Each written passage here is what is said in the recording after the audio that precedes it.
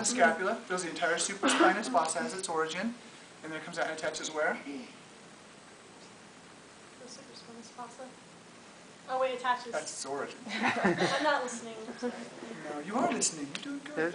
It's part of the Just rewound a little bit. subacromion space, so it must attach. To the head of the femur, isn't Yeah. To where? it? I mean the humerus. Humerus, sorry. Humerus? Yeah, the femur, yeah. Humerus. I always do that. Someone in the cadaver lab was convinced that pectoralis minor actually attached up here in the greater trochanter. It's been an interesting day of anatomy. So it comes out and attaches on the superior portion of the greater tubercle, right on the top part of our arm bone, our humerus, right? What's its job? It would be. Of what? The scapula. No, it doesn't move the scapula, the humerus. The humerus. Just do the humerus. You do the motion. Abduction. I'm like, it's not abduction. Yeah. No one else is saying that. Way to be a medic. All right. So, what's it deep to? The upper traps. Yeah, upper fibers of the trap. So we kind of face that same problem of like, wow, it's going to be deep down, and you know, whenever, what's part of this motion? We talked about scapulohumeral rhythm. When I start doing this, what happens to my scapula? Does it glide down or does it glide up? Glides up. Glides up, right? Remember, about past 30 degrees? Oh, okay. Starts Yeah. externally rotating, right?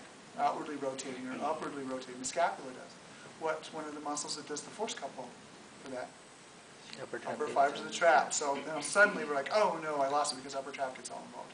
So the key is this. Number one, we're going to put our hand behind her back just like we did for finding the other muscle that was deep in that region, levator. Then what we're going to do is, this has a tendency to want to sort of relax, sort of deactivate the upper fibers of trap. I'm going to find her scapular spine because I know that it fills the entire space above it. Firm pressure right here, pushing aside the upper fibers and the middle fibers of the trapezius. So now I'm deep inside there. Now what I'm going to do is this. Hold the let me push you. I'm going to push this way, and I feel it pop up into my fingers and relax. Okay?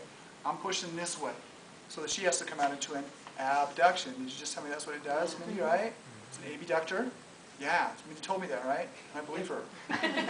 She was so brave enough to say that. I know, because it was the right answer.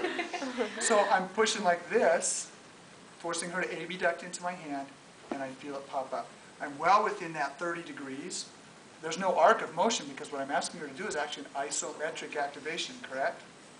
Causing that muscle to pop up without the motion. Scapula doesn't do a thing, does it? Hold. See, scapula doesn't move anywhere, does it? Nope. So I am good from every direction if I try to find it that way. Okay? So that's deltoid and supraspinatus.